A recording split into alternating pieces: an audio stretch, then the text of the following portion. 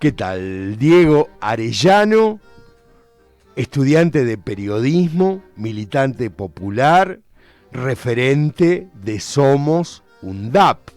Somos UNDAP, una agrupación muy importante de la Universidad Nacional de Avellaneda. ¿Cómo estás, Diego? Bien, Ari, bien, muy bien y gracias por la invitación el día de hoy. Y también un querido amigo, amigos son los que nos ayudan a pensar, Gonzalo Suárez, presidente de la FUNDAP, de la Federación de Estudiantes de la Universidad Nacional de Avellaneda. Muchas gracias, Ari, y buenas tardes para toda la audiencia. Un placer acompañarte acá en este programa hoy. Y bueno, y lo que está a flor de piel por estas horas, yo lo escuché hace algunas horas nomás, algunos días, a Diego hablando sobre las 3T, hablando sobre el Papa Francisco, y lo primero que quería preguntarles es qué les pasó a ustedes, qué pasó en el cuerpo de ustedes cuando se enteraron ayer a la mañana que el Papa Francisco había fallecido. Sí, a mí me encontró muy... Primero una sensación cuando me enteré de una tristeza que no sentía hace mucho, que no era una tristeza o una sensación parecida a otras tristezas, ¿no? Como la que tiene uno en otras esferas de la vida, ¿no? Había algo que se desprendía y que iba a otro lado y que esa ausencia entendíamos de que iba a ser compleja en relación a lo que significa Francisco para nosotros y lo que ha significado durante los últimos años como argentinos, como creyentes, como sujetos políticos. Nada, como que era inevitable no sentirse un poco triste, pero a la vez era una tristeza que tenía muchas puertas, ¿no? Una puerta que invite y que va a invitar durante las próximas semanas a una reflexión muy, muy importante sobre lo que fue el papado de Francisco, de esa puerta que también nos invita a ser un poco Francisco, o esa parte que tiene que ver con qué hacemos con todo lo que nos dejó Francisco. eh, y que eso empezaba también a parecerse a una responsabilidad interesante, ¿no? Un desafío, un camino que vamos a tener que empezar a recorrer ya sin su mano, ¿no? Al menos en este plano. Después digo, ¿no? O sea, hace mucho, quizás en el Mundial, ¿no? Esa sensación de que colectivamente, creo que yo me animaría a decir, no la totalidad del pueblo argentino, pero si una mayoría sumamente importante, o esas mayorías que cuestan a este pueblo por ahí atravesar, creo que hay un dolor, hay una por la pérdida, pero hay también una conmoción gigante sobre, sobre lo que ha significado la partida de Francisco, pero además un cimbronazo de, che, es increíble lo que ha pasado en relación a haber tenido un papa argentino, un papa profundamente humanista que le devolvió a la iglesia una mirada amable, que puso de nuevo a la iglesia a pensar en pueblo, que puso a la iglesia otra vez a tender lazos de todo tipo. Un papa que fue un líder mundial, que habló de que teníamos que pensarnos desde las periferias hacia el centro, que volvió a una mirada de la iglesia que tenía que estar puesta en los más desprotegidos de esta tierra, que hablaba del capitalismo, que hablaba de que tenemos que tener una economía circular, una economía que sea humana, con una crítica muy clara al capitalismo y una crítica también muy, muy profunda sobre lo que estamos haciendo con nuestro mundo, ¿no? Esto del cuidado de la casa común, de cómo cuidamos nuestro planeta, cómo cuidamos nuestro ambiente. Una mirada totalmente revolucionaria. El texto de él, ¿cómo se llama? Laudato Si. El Laudato Si me parece que ahí hay mucho que analizar, mucho que pensar, en mucho de lo que nosotros como jóvenes también tenemos que retomar como bandera, sobre todo en un momento, en contexto en Argentina, donde estamos atravesando a un gobierno de extrema derecha, y esta escasez o esta, por lo menos, como le pasa a muchos jóvenes hoy en Argentina, esta crisis de representatividad que tenemos en la política, donde no nos vemos reflejados por ningún dirigente que nos muestre una posibilidad de futuro. Bueno, vimos en Francisco un líder que trascendía incluso al catolicismo mismo, sino que era un líder que nos invitaba a ser rebeldes, a formarnos en política, a tener una vida humana que trascienda a uno mismo, a pensarnos en comunidad. Bueno, nada, o sea, miremos por donde miremos el papado de Francisco, hay mucha tela por cortar, y creo que en estos momentos tan complejos, es un faro que hoy va a brillar durante mucho tiempo para que lo miremos y lo sigamos para lo que viene. Y creo que, ¿no?, Francisco ocupa un lugar, Bergoglio es papa, en estos 12 años donde hay una retracción de la política más tradicional, ¿no? Que no solamente en el plano de la representatividad, ¿no?, sino en el plano de el estar siendo, ¿no?, de cómo se hace y cómo se siente y cómo se vive. Es decir, cae el Papa a ocupar un espacio justamente ahí donde hay un vacío, ¿no? Sí, ahí sumado a lo que decía Diego y al disparador, a la pregunta inicial, uno no puede evitar sentirse huérfano, ¿viste? Cuando en el mundo uno tenía, gracias a Dios, un líder político y un líder espiritual. Ahí lo que decías vos, llegó al papado también para ocupar un espacio político y no en criollo no le corrió el culo a la aguja. Él se puso el poncho y condujo políticamente a los más desprotegidos, a los que estaban de abajo. Uy, viste, me levanté a las 6 de la mañana, leí la noticia y dije, la concha de mi madre, ¿qué vamos a hacer ahora, no? Nos quedamos solos, viste. Bueno, cuando uno no sabía qué hacer, siempre, una vez por semana, el Papa tiraba una línea, viste, tiraba un horizonte. Y recojo lo que dice Diego, que posterior al sentimiento de sentirte huérfano, después vino la esperanza. ¿Por qué? Porque en estos últimos 12 años dejó muchísimo el Papa. Y nos dejó a nuestra generación muchas líneas de trabajo, muchas debilidades para fortalecer, muchos lugares hacia dónde ir. El Laudato Si, la casa común, la juventud debe ser rebelde, formarse en política, no tenerle miedo a la participación, pensar en el que viene detrás, pensar en el que viene más lento, ser más humanos. Los últimos años la humanidad dejaba de ser humana y el Papa, seas del color que sea o seas del partido que sea, te invitaba a ser más humano y poder pensar en el que menos tiene, pensar en el que viene de atrás, pensar en el que viene más despacio, a detenerte y a esperarlos, a ir juntos. Lo más importante también, que reconcilió a una generación de jóvenes con su espiritualidad, y un pueblo tiene que tener el espíritu fuerte para salir adelante de las crisis.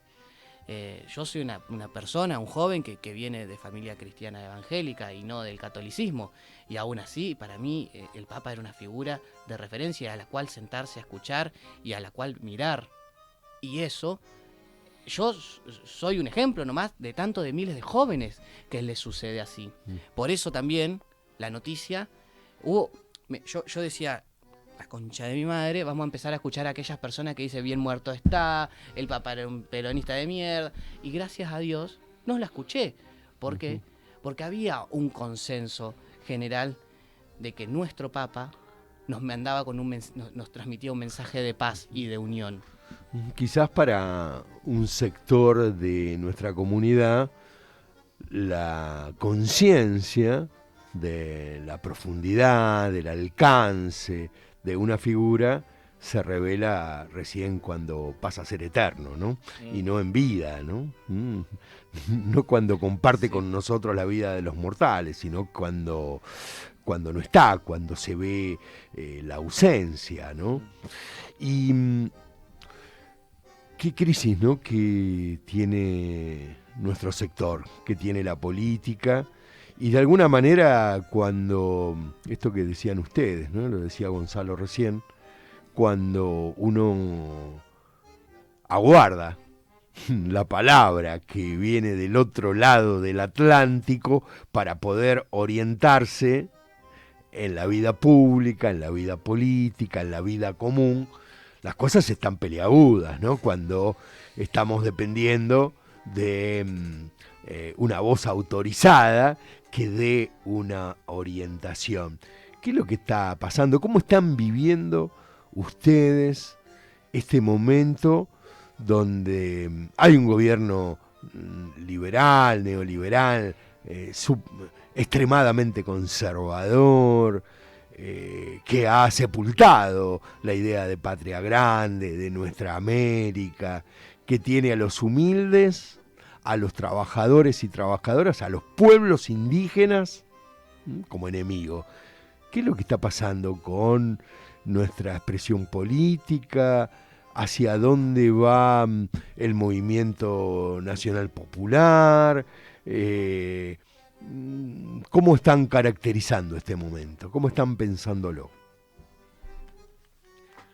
Y muy complejo porque yo, el día que ganó Milei, que ganó el balotaje,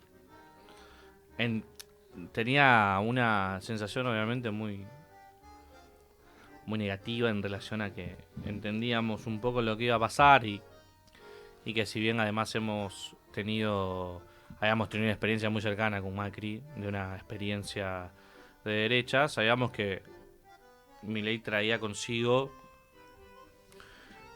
gran parte de una de cierta bronca acumulada del pueblo para con nosotros, y que además este tipo, a pesar de que obviamente todos los votantes de Milei no comparten con el tipo, digo, todos los votantes de Milei no son fachos o creen que... Uh-huh. Sino que somos parte de esa derrota. Somos ¿no? parte de esa derrota. Sabíamos que, además de todo eso, Milei traía consigo, algunos agregados a la derecha que respondían a la derecha tradicional, pero que venían ahora a profundizar una política mucho más cruel, digamos, ¿no? Cruel con los sectores más vulnerables, cruel con muchos sectores de la política, los movimientos sociales, contra la comunidad LGBT, o sea, con un nivel de odio que había trascendido a formar un gobierno que sitúa muchas de sus políticas en base a odiar al otro, digamos, ¿no?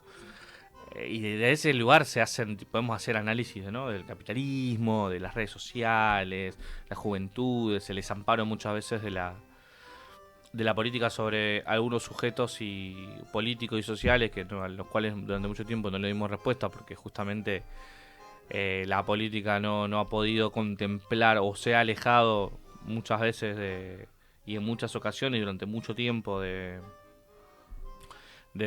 estar situada en los lugares y los ámbitos correspondientes para pensar a la política, que es con los trabajadores, con las trabajadoras, con los sectores representativos de la sociedad, las instituciones. Pensé que en ese momento que habíamos perdido con este tipo que significaba todo ese quilombo, y que ahora lo estamos viendo en carne propia, yo pensé que iba a haber no solo una autocrítica, sino que sinceramente le íbamos a entregar a la sociedad lo que la sociedad nos estaba pidiendo en ese momento, ¿no?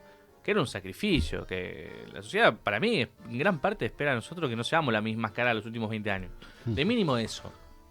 Y yo sigo viendo en las expresiones del peronismo las mismas caras que en los últimos 20 años.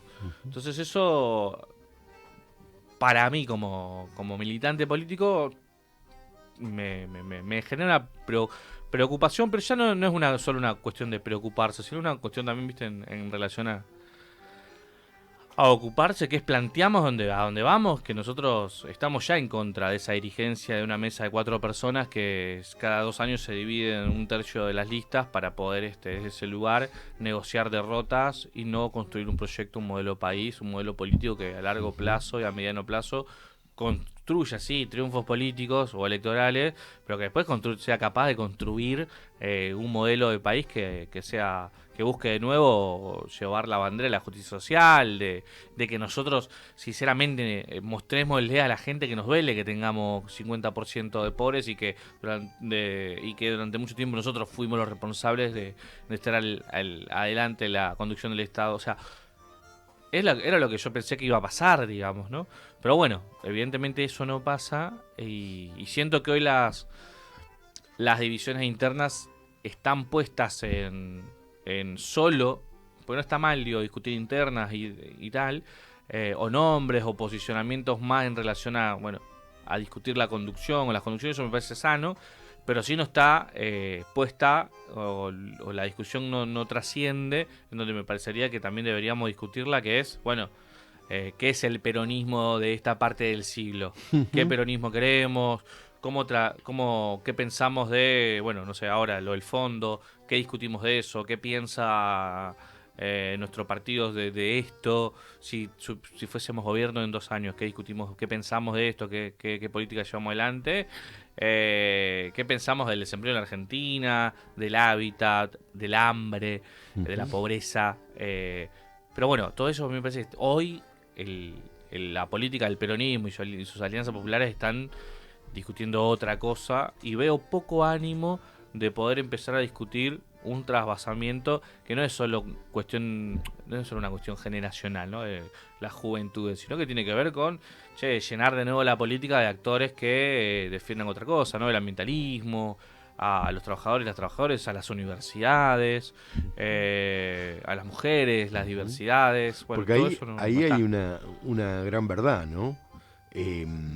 Si hay algo que le ha permitido al peronismo ser parte de la vida política de este país desde hace 80 años, prácticamente, es que ha tenido la capacidad de dar respuestas a las demandas nacionales y populares de cada época. Dicho de otro modo, estaba bien en la década del 40 y a principios de los 50 nacionalizar algunos servicios públicos, producir motores como el que se produjo en Córdoba en la industria mecánica del Estado, producir aviones. Pero hoy el mundo ha cambiado y necesitamos dar respuesta a otros, estos que vos mencionabas recién y que justamente eran los de la agenda del Papa Francisco, ¿no? Las 3T. Claro. Dar esa respuesta, es decir, necesitamos nuevas generaciones de dirigentes porque también hay nuevos problemas que abordar. Hay una complejidad y no está escrito en ningún lado que el desarrollo de las fuerzas productivas necesariamente, es decir, de la potencia, ¿no? de la fuerza motriz, de la fuerza mecánica, de la fuerza tecnológica, vaya a resolver los problemas de la buena vida, ¿no? Que vaya a resolver los problemas de una comunidad organizada, ¿no? Los problemas comunes, ¿no? Cuando hoy tenemos enormes dificultades para reproducir la vida, hay un sector de nuestro pueblo que no logra reducir la vida, ¿no? No puede alimentarse, no puede acceder al agua potable, nuestros territorios están en riesgo, ¿no? Estamos conversando con Diego Arellano, de Somos UNDAP, también con Gonzalo Suárez, presidente de la FUNDAP. ¿Qué están viendo ustedes para hacia adelante, ¿no? a lo que se viene? Este es un año electoral, se nota, se palpa de que no hay mucho entusiasmo. La gente el pueblo trabajador no está pensando en elecciones. Y esto no tiene que ver con indiferencia, sino que la política no está dando respuestas. Por eso también se explica el alto nivel de abstencionismo en las elecciones que hubo, ¿no? En la provincia de Santa Fe, ¿no? Exacto. ¿Cómo están viendo? Y retomando un poco también la pregunta, yo creo que estamos en un momento la política y la militancia está en un retroceso, en un proceso de resistencia. También, por suerte, ayer justo pensaba y conversaba algunas cuestiones, tenemos abundancia de política. Las juventudes van al kiosco, hablan de política con la kiosquera, suben a un colectivo y escuchan política, van a su universidad y escuchan política. Falta que las agrupaciones políticas y los partidos políticos vuelvan a tener un diálogo y un vínculo directo con las bases, con su electorado, con su pueblo, que los vuelvan, entre comillas, y no quiero romantizar, pero que los vuelvan a convencer y a enamorar, no convencer con un rédito o un fin electoral y político para que simplemente me vote, sino para que la política que nosotros y nosotras hacemos del campo nacional y popular vuelva a hablar el mismo idioma que sus bases. Tan sencillo como eso. ¿Y qué quiere nuestro pueblo? ¿Y qué necesita nuestro pueblo? ¿Qué clama nuestro pueblo? Trabajo, salud, educación, acceso a la vivienda. No es muy difícil. No hay que ir a buscar las respuestas a otro lado. La juventud, ¿qué quiere? Trabajar, estudiar, que su abuelo tenga el medicamento y que a los 40 años pueda vivir. No es muy difícil.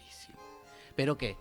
Tenemos un trabajo de mierda, y esto que decías vos, antes, en los 40, había que nacionalizar.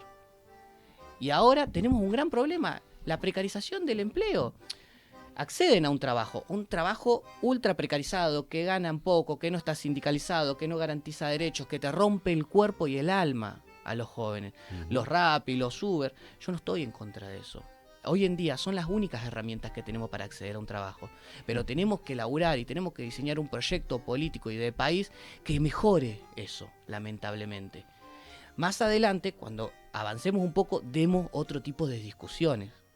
Si eso es así, si eso debe ser asá, pero hoy en día nuestros jóvenes es lo único que tienen y es lo único a que acceden. No podemos destruirlo, tenemos que sentarnos, tenemos que escuchar y tenemos que ver qué es lo que necesitan. Si necesitan garantizar algún tipo de condición mejor para que ellos puedan llevar adelante la única forma de empleo que tienen hoy en día. No combatirlo para destruirlo, porque nosotros somos un dogma y nosotros no somos eso, nosotros tenemos que garantizar. Hacemos lo que tenemos con lo que podemos. Mejorémosle la vida a esas personas. Ese es el trabajo que hay que hacer hoy en día. Y el principal factor que tiene la juventud, y hablamos en el micromundo que nosotros habitamos, que es la universidad, que es así de chiquitito, y el principal problema hoy es laboral y económico. Porque gracias a Dios, con el esfuerzo de todos sus gremios y de todos sus claustros, la universidad la podemos seguir abriendo y garantizándole que los pibes y las pibas entren al aula. Pero sabés que más temprano que tarde el bolsillo no les va a alcanzar y van a tener que dejar de estudiar para trabajar, o van a tener que trabajar más y van a tener que dejar de estudiar. Entonces, el principal problema es el económico y el laboral de las juventudes. Nosotros necesitamos tener un proyecto de país. Nuestro espacio político necesita tener un proyecto que abrace y que solucione esa demanda necesaria, urgente. Y no se discute eso. ¿Qué se discute? La interna, quién va a la lista, quién va acá, quién va allá. Eso se discute hace meses. Y es la única discusión política que estamos dando. No esa. Y quizás también tenemos otra deuda, que es la de poder, me incluyo, ¿no? No quiero hacer la crítica desde la exterioridad, sino sentirme parte de esto que falta, ¿no? Y más que crítica también, autocrítica. Estamos en deuda con la elaboración de una discursividad, de un relato que toque, ¿no? Que sensibilice, que llegue al corazón, que toque el alma de la gente humillada, y que la invite a ser parte porque esta agenda que ustedes planteaban no se resuelve sin un pueblo movilizado, sin un pueblo activo. Ahora, ¿qué tipo de discurso vamos a elaborar para enamorar en una causa común a ese pueblo que hoy está humillado por esta clase dominante? Porque en definitiva el gobierno gobierna, ejerce las funciones del Ejecutivo, pero acá están gobernando los dueños de siempre, los dueños del dinero, la clase dominante, ¿no? Es decir, ¿cómo avanzar para reformular nuestras propias aserciones, nuestros propios enunciados, ¿no?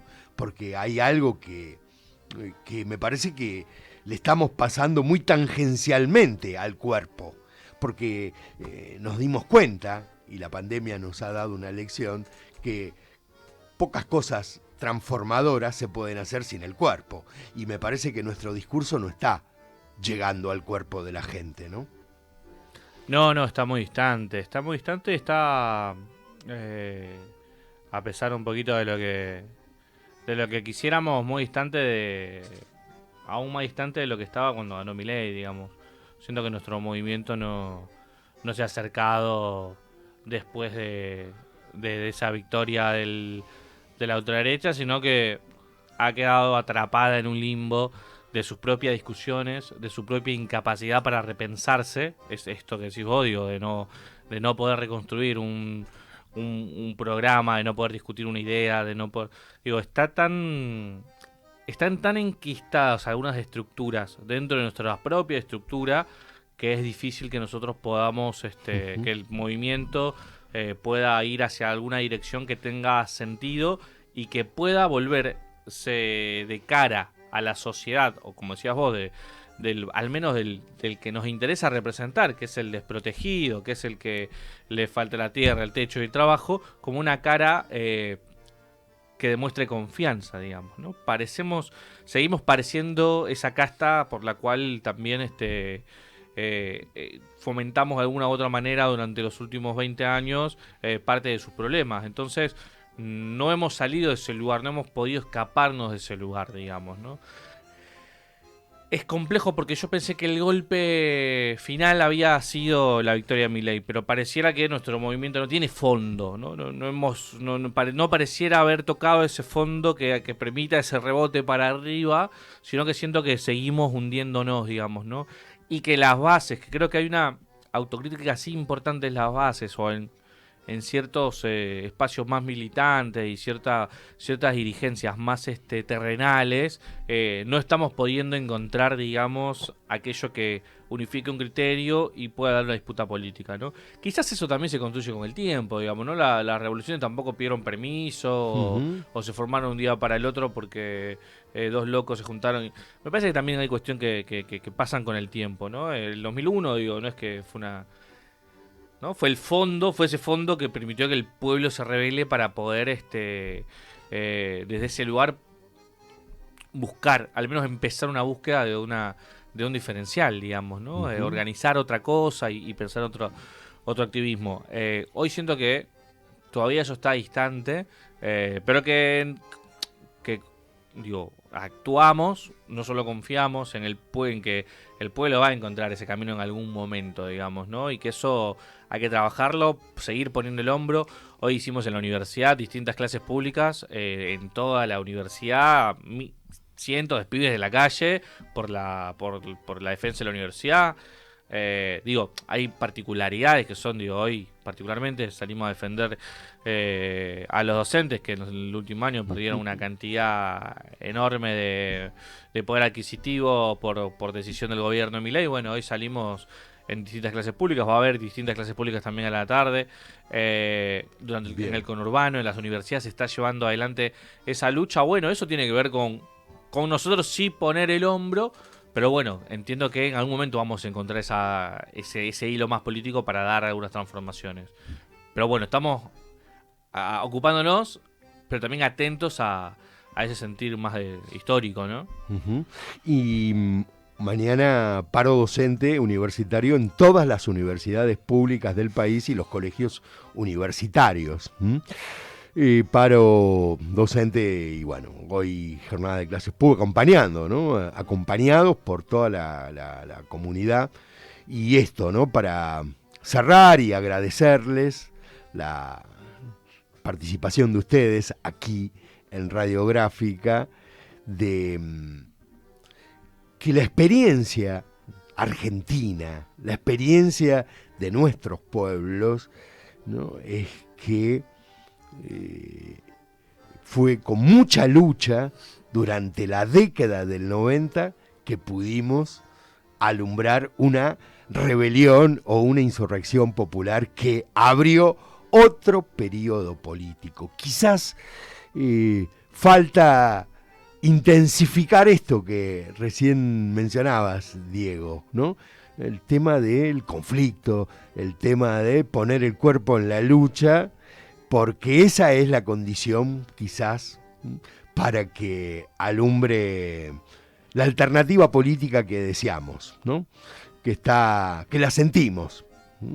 Después vamos a discutir el programa, que es importante, pero hay algo que tiene que ver con una sensibilidad común que no logra poder conjuntarse, no logra poder reunirse, pero que en la base de todo esto está la lucha de nuestro pueblo.